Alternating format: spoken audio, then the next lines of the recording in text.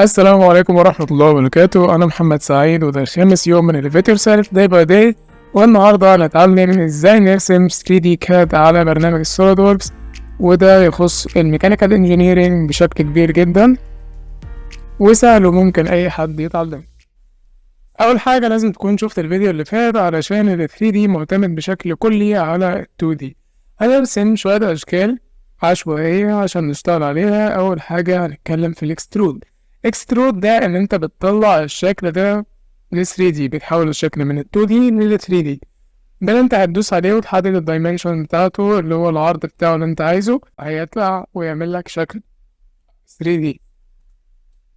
تاني حاجة وهي الريفولف. الريفولف ده اللي هو إن أنت عايز تعمل ريفوليوشن لحاجة، فدي معناه إن أنت عايز تدور حاجة. ريفوليوشن معناها دوران، فبالتالي مثلا عايز خط أو ممكن أرسم خط عموما عشوائي، والخط ده أنا عايز أعمله يدور حوالين نفسه، فأدوس على الخط نفسه خليه هو الأكسس أوف ريفوليوشن، فبالتالي الشكل ال 3D اللي هيحصل هيعمل دوران حوالين نفسه. فالخط لما يدور حوالين نفسه هيعمل شكل سلندريك أو هيعمل اسطوانة، فبالتالي الاسطوانة دي هي عبارة عن الشكل الدائري اللي حصل نتيجة عن ده. طيب في نوع تاني برضه من الريفوليوشن، أو إنه عايز يعمل ريفولفد، اللي هو ريفولفد بوس أو بيز. فأدوس مثلا إن أنا عندي الخط ده وعايز أخليه يدور حوالين مثلا أي خط تاني أو حوالين السلوت اللي موجودة، فهتلاقي عمل لي شكل دايرة أو اسطوانة برضه بس مفرغة من جوه. طب لو اخترت برضه أي ضلع من الأضلاع بتاعة المستطيل ده هلاقيه بيدور، ولو اخترت أي شكل من الأشكال التانية برضه هلاقيه برضه بيدور. وأقدر كمان أتحكم في زاوية اللي هو يدور فيها، او ان انا برضه اتحكم في الدايركشن بتاع الدوران، او ان انا اتحكم في السمك، وكمان ان انا اختار الاشكال اللي انا عايزها تدور، واختار برضه هو عايزه يدور حوالين ايه. طبعا الاكسس اوف ريفوليوشن هو الاكسس اللي انت بتدور حواليه. عندنا كذا نوع كمان من الدوران، مش من الدوران يعني، من اللي هو بلايند مثلا، او اللي هو اب تو فيرتكس، او الحاجات دي برضه هتلاقيها موجوده في الاكسترود. اللي يهمنا منهم هو البلايند والميد بلين في الاكسترود، وبرضه في الريفولفد، لان دول هم اللي نقدر نشتغل بيهم على طول، ودول اهم اتنين. طبعا تقدر تختار الاكس اوف ريفوليوشن، وتقدر تختار اللي هي الكونتورز اللي انت عايزها تلف، او اللي هي الاشكال اللي انت عايزها تشتغل بيها.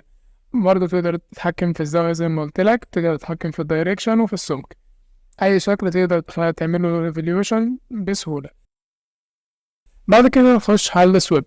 السويبت فيها منها نوعين، خلينا في النوع التاني هو أهم. النوع الأولاني بيعمل لك شكل اسطواني، أو مثلا شكل أنبوبة. مش شكل اسطواني، يعمل لك شكل أنبوبة مثلا، بس لازم تختار الشكل دائري والمسار يمشي فيه. التاني هو يعمل لك شكل اسطواني عادي، زي ما انت تكون مثلا عملت له اكسترود، او ان انت مثلا عملت له برضه ريفوليوشن عادي حوالين نفسه، هتلاقي برضه عمل لك نفس الشكل الاسطواني. وده في لو احنا دوسنا على السيركولار او السيركولار بروفايل، بتختار خط واحد بس وهو هيدور حوالين نفسه. بعد كده هنخش على حاجة اسمها اللوفتد والباوندري. الاتنين شبه بعض، والاتنين انا بعتبرهم مش مهمين اوي بالنسبة لي، بس ممكن يهموا لو انت مثلا عايز تعمل، شفت انت مثلا الحديدة اللي في العجلة، او اللي هما الترس ان كان او البدال، بيكون في يعني حاجة كده رابطة في النص على الشكل اللي هو اللوفتد بيعمله. والباوندري برضه بيعمل شكل مشابه ليه، مع اختلاف طبعا الحاجات اللي انت بتعملها سيلكت. يعني في حاجات هنا مثلا في الكات لوفتد او كات باوندري مختلفين عن بعض. في الكات ان انت بتختار في واحد الخط او اللي هي الدايرة الخارجية، وحاجة تانية انت بتختار الفيس نفسه. في الباوندد بتختار الفيس مع اللي هو الخارجي. في اللوفتد بتختار الاتنين مع بعض. لما نيجي نشرح كات لوفتد هتلاقي ان انا بدوس على الفيس نفسه بتاع الدايرتين، او اللي هما الاتنين سلندر، فهتلاقي الشكل ده عمل لك لوفتد او كات لوفتد، مقطوع برضه على شكل دائري، كأنك خدت حتة منها بالمعلقة مثلا، فيكون عمل حتة دائرية شوية. الباوندري هتلاقي برضه شكل شبيه ليها برضه، فالاتنين يعتبر شبه بعض شوية، فأنا بعتبرهم مش مهمين بالنسبة لي. بس هو الفرق في اللي هو اللي أنت بتعمله سيلكت مش أكتر. واحد خدت الإيدج وواحد خد الفيس. بياخد فيه الإيدج هو اللي بيتقطع، واللي بياخد فيه الفيس هو اللي بيأثر على القطع.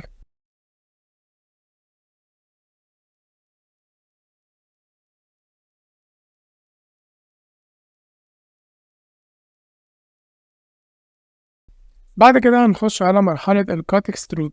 كات اكسترود زي الاكسترود بالظبط، بس هنا انت بتختار بقى الشكل اللي انت عايز تعمله كات، هترسمه عادي على الشكل او اللي هو الحاجة اللي انت عايز تقطع عليها. وبعد كده تختار عمق القطع اللي انت عايزه او عمق الحفرة اللي انت عايز تعملها بالاكسترود، وعلى اي شكل انت رسمته هيعمل لك عليه الاكسترود عادي. عايز ترسم مربع، عايز ترسم مستطيل، عايز ترسم دايرة، عايز ترسم شكل سداسي، هيقطع لك على الشكل اللي انت رسمته. ممكن ترسل سلوت، يعني انت لما تيجي تعمل موبايل مثلا عايز تعمل له المكان اللي انت بتشحنه منه من عند الشاحن مثلا تايب سي، فلو عايز تعمل الشكل ده تقدر تعمله بالسلوت، وبعد كده تعمله بكاست اكسترود من السلوت.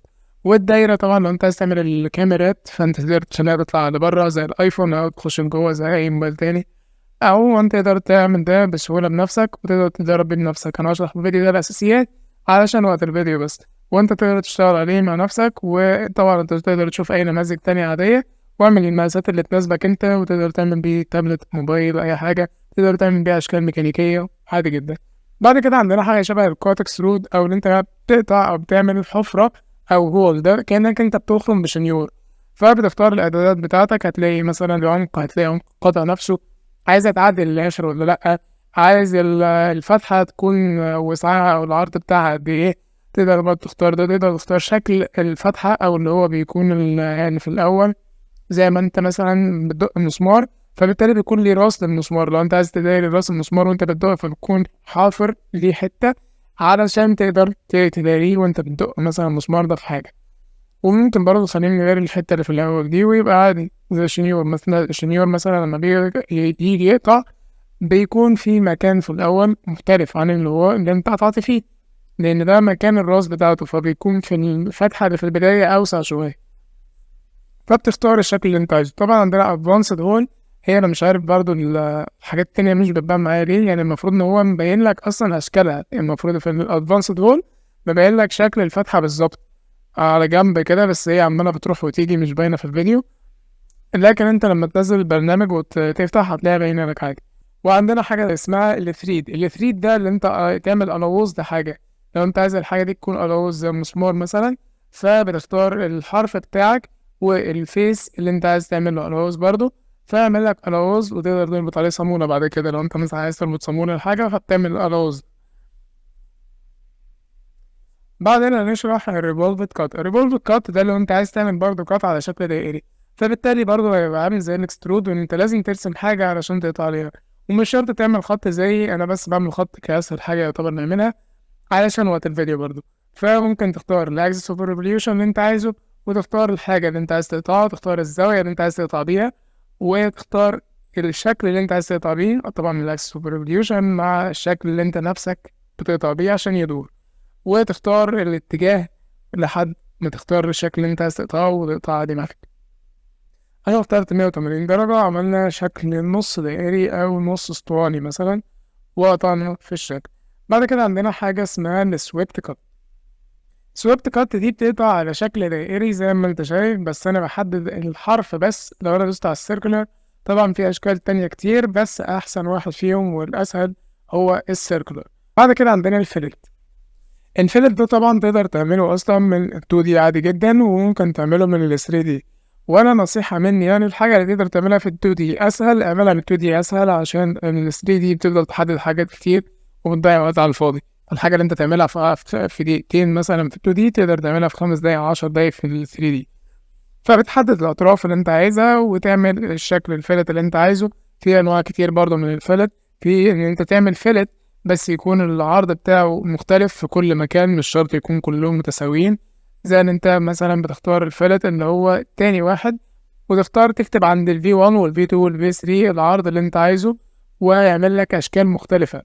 لكن لو انت سبتهم فاضيين او كتبت واحد بس منهم هتلاقي كلهم بنفس الطول او بنفس العرض متساوي، فهتلاقي عمل لك شكل عادي جدا وسيمتريك. لكن لو انت غيرت وكتبت مثلا قدام ال V1 بتحدد ال V1 تكتب قدامها رقم، وتكتب ال V2 تدوس عليها وتكتب قدامها رقم، وتكتب ال V3 وتكتب برضه قدامها رقم. الرقم ده هو الراديوس بتاع الكيرفتشر اللي انت تعمله بالفيلت ده، فبالتالي بيطلع شكل مختلف، مش هيكون كله سوا واحد، مش هيكون كله سيمتريك علشان تقدر تغير فيه بعد كده.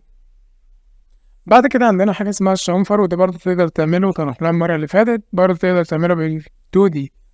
ممكن تعمله في برضه أشكال منه كتير، في إن أنت تعمل شنفر بإن أنت تدوس على التو فيسز وتختار هيعمل لك شنفر صغير من آخر شكل اللي هو فيه دي واحدة بس على شرطة كده.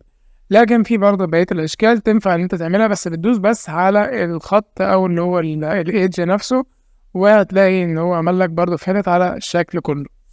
يبقى كل واحد بتختار له حاجات معينة علشان تقدر تشتغل بيه.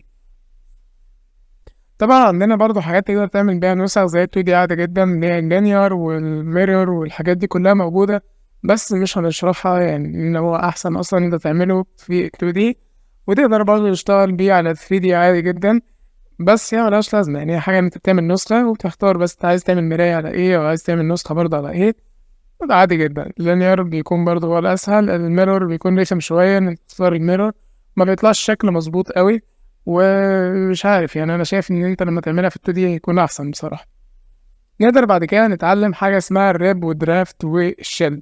طب ايه الفرق ما بينهم؟ طبعا الريب ده عشان نعمله هنحتاج نتعلم حاجة تانية الأول. هنخش الأول عشان أعلمك ازاي تعمل ريب، لازم أشرح لك الأول ازاي تعمل شكل الكرسي، عشان شكل الكرسي ده هو اللي هيتعمل في الريب، لأن الريب ده هو العصب اللي كنا بنعمله مثلا في إعدادي هندسة أو في ميكانيكا هندسة. بتختار الريب ده على أي أساس؟ إن أنت ده بيكون عبارة عن عصب بيسند الشكل، فلازم يكون السمك بتاعه ضعيف، ولو قطعت فيه ما يتهشرش، والكلام اللي خدناه في الرسم ده. الريب ده طبعا عشان تعمل شكل الكرسي، اول حاجه ان انت بترسم عادي شكل اختصار الوتد، بنرسم اي شكل مثلا مربع مستطيل اي حاجه.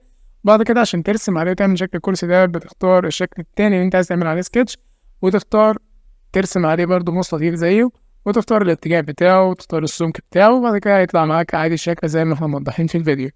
بعد كده تقدر تعمل الريب، لا اكيد لسه. عشان تعمل الريب لازم هيكون عندك خط، والخط ده مش هيكون على البرين العادي اللي احنا بنرسم عليه الفرونت او الرايت او التوب، لازم بتعمل له حاجه اسمها ريفرنس بلين او بلين جديد. البلين الجديد ده بيكون على حسب الزاويه اللي انت عايز تعملها للريب اللي انت عايز تعمله، وبيكون مخصص له ابعاد معينه. فبالتالي انا مثلا عايز اعمل الريب ده من اول الشكل ده لاخره، فاختار الايدج اللي فوق مع الايدج اللي تحت، الطرف اللي فوق في الشكل اللي فوق مع الطرف اللي تحت في الشكل اللي تحت. فلما اختار الاتنين دول كده انا عملت بلين جديد اقدر ارسم عليه الخط بتاعي، وبعد كده ادوس على الريب واختار الريب اللي انا عايزه. فطبعا عندي اشكال مختلفه، ممكن يرجع على الجنب، بس على الجنب ده لازم يكون في حاجه اصلا سندها على الجنب عشان هو يعمل عليه الريب. فنختار الاتجاه بتاعه لجوه، ونختار السمك بتاعه. طبعا عندك كذا سمك، ان هو مثلا يبقى عنده السمك ده متقسم او متوزع على الناحيتين او متوزع على ناحيه واحده يمين او شمال وهكذا. تقدر تتحكم بالزاويه بتاعته نفسها من تحت. لو مظبطش معاك وان انت تعمل سيلكت ليه مظبطش معاك، بتدوس على العين دي وتختاره كويس، علشان هو انا عندي هنا كذا شكل، فبالتالي هو بيقول لي اختار الشكل اللي انت عايز تعمل عليه ريب. طبعا تقدر تختار الزاويه زي ما قلت لك، تقدر تختار السمك بتاعه نفسه، تقدر تتحكم في كل حاجه من البريوريتيز اللي عندك على الشمال. مثلا انا اخترت ان انا اغير في الزاويه، فهتلاقي الزاويه بقت معاقه شويه، مش زي ما هي كانت في الاول، كانت مظبوطه ان انا اعمل الزاويه صغيره جدا في البدايه. بعد كده هنتعلم حاجة اسمها الدرافت. طب ايه الدرافت ده؟ الدرافت ده اللي هو شكل مسلوب. وقبل ما نشرح الشكل المسلوب، فانت نسيت اقول لك ان انت تقدر تتحكم في الحاجة نفسها من غير ما تخش على الايديت. فانت ممكن تعملها من الهواء عادي، تتحكم في مكان وتتحكم في الطول بتاعه، لو انت دوست عليها تلاقي شوية اسهم كده تشد فيها وتتحكم بيهم عادي. بعد كده الشكل المسلوب ده اللي هو الدرافت. الدرافت ده لو انت بتختار مثلا عايز تعمل شكل اللي هو مسلوب شوية، او اللي هو بيبقى ايه جايب ميلة، فبالتالي هتختار الشكل ده وتحدد الأطراف اللي انت عايز تعمل فيها الشكل المسلوب وهيعمل معاك. بعد كده هنتكلم عن حاجة اسمها شل، والشل ده عبارة عن ان انت بتعمل شكل مثلا صندوق، او انت عايز تقطع برضه من الحاجة. فلو احنا رسمنا مثلا شكل برضه صندوق كده، او رسمنا شكل مستطيل، هيعمل لك فيه صندوق. تقدر برضه تعمله على الدايرة أو الأسطوانة اللي احنا رسمينها، وهتلاقي حصل شكل زي ايه، شكل اسطواني كده مقطوع، أو عامل زي شكل كالون مثلا، حاجة غريبة كده.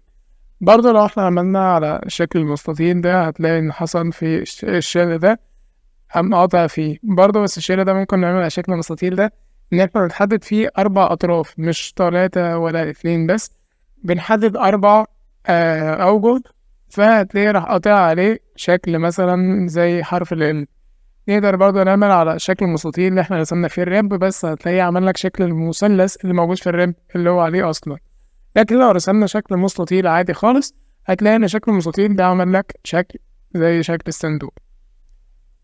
طبعا كل واحد على حسب اللي هو متاح ليه ان هو يعمل فيه قطع، فهو بيعمل كده على حسب الشكل اللي هو ممكن يعمل فيه القطع. يعني الرب مثلا لو في داير انه فيه شكل مثلث اللي هو اواخر الرب، فانا عامل فيه الشكل ده. المستطيل فهو ما فيهوش اي حاجه مثلا مميزه، فبالتالي انا عامل فيه الشيل على شكل مستطيل او على شكل اللي هو موجود فيه. بعد كده عندنا حاجه اسمها راب، هنسميها ان هي المفروض ان اسمها راب لان ده مش ما علينا يعني. هتلاقي ان عندك الراب ده عباره عن ايه، عباره عن ان هو دايره مثلا هي بتطلع شويه، يعني ممكن نخليها عباره عن الدايره او الشكل اللي احنا رسمناه ده، يا اما بيطلع شويه لفوق او بينزل شويه لتحت على حسب الاتجاه اللي انت اخترته وعلى حسب الشكل اللي انت رسمته. اخر حاجه عندنا واللي هي التاسك ان احنا هنرسم هنا الشكل اللي عندنا ده لان هو مجمع وشامل لكل حاجه احنا شرحناها يعتبر. عشان نعمل شكل زي ده اول حاجه احنا هنبص احنا عايزين ايه، فهتلاقي ان اول حاجه احنا عايزينها هي القاعده. القاعده عباره عن شكل مستطيل معمول فيه 2 فلت، فرحنا راسمين ال2 فلت عادي جدا. بعد كده لقينا ان في شكل مستطيل انت عايز تعمله نازل شويه، فبالتالي نقطع منه ونعمل كات اكسترود. بعد كده عايزين نعمل شكل الدايرة ده.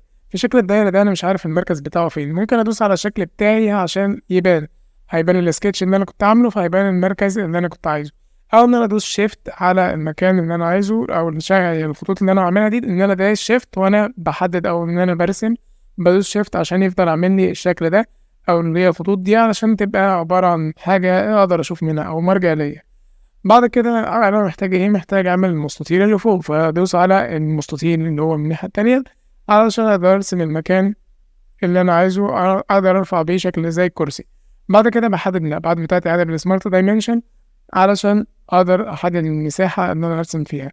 بعد كده بحدد الجزء اللي انا عايز اعمله اكسترود وفي اي اتجاه، وانا عايزه في الميد بلين ولا عايزه في بلايند من ناحيه واحده بس. ممكن اعمل بلاين في اتجاهين مختلفين بأبعاد مختلفة، وده اللي هنعمله لما نيجي نرسم السلندر او اللي هي الدايرة اللي فوق. بعد كده ممكن نعمل الفيلت، بس للأسف هنا الفيلت ده منقدرش نعمله في 2D فبنعمله بال 3D على طول، بان انا بحدد ولازم اعمل كل واحد لوحده، ما نقدرش نعمل كذا واحد مع بعض زي 2D. فبختار كل واحد وبدوس على فيلت رقم 3 وبحدد الأبعاد اللي أنا عايزها ليه واختاره. بعد كده عشان نعمل الشكل الدائري ده فأنا بختار مكان المركز بتاعه واخليه مثلا على حسب الارتفاع اللي عندي في الرسمة أيا كان. برضو ممكن أجيب لك كذا تاسك أحطهم لك برضو تعملهم، أو إن أنت تدور على النت وتعملهم أنت بنفسك، هسيبهم لك في الديسكريبشن لو أنا جمعت شوية حاجات مثلا. بعد كده تقدر ترسم السلندر دي بإن أنت تحدد المساحة أو اللي هو المطلوب منك أو الدايمنشن المطلوبة منك، هتعمل الشكل ده. بعد كده انت عايز تعمل فيها حفرة او شكل دايري تاني، فهنرسم دايرة في نفس المركز بتاعها علشان نعرف نحفر فيها. بعد كده ناقص العصب بس، فهنعمل ريفرنس. لازم تعمل ريفرنس بلين وتختار بس البعد اللي انت عايزه او المساحة بتاعته على اي، مثلا ممكن نعمل بخط اي خط انت عايزه، مثلا خط سنتر لاين، تحدد الخط ده يكون خط مستقيم عشان تاخده ريفرنس ليه، وتدوس على الخط ده وعلى الخط التاني وتختار ترسم خط واحد بس وتحدد البعد بتاعه أو الأبعاد بتاعته عادي زي ما هو متحدد لك في الرسمة. وبعد كده تعمل الرند بتاعك تحدد اتجاهه، وطبعا ما تنساش تتابعني على كل المنصات عشان يوصل لك كل جديد. وبس كده، سلام.